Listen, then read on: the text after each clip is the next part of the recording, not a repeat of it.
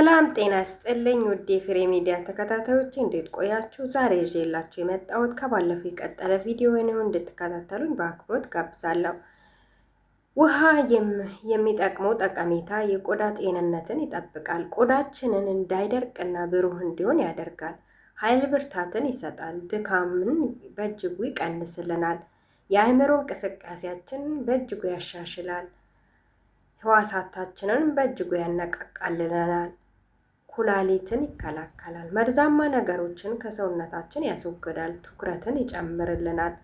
የራስ ምታትን በእጅጉ ይቀንሳል። ትኩረትን ያጠናክርልናል።